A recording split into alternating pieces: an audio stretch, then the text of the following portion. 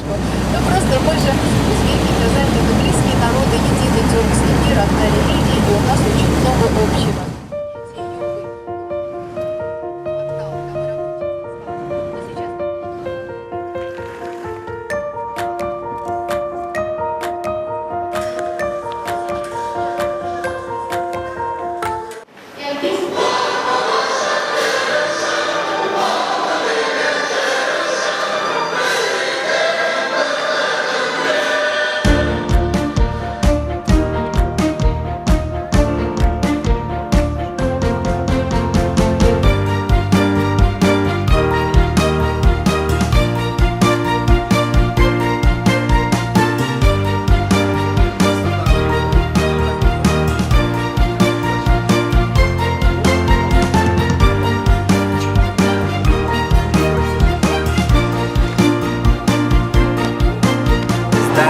И архитектура, и люди.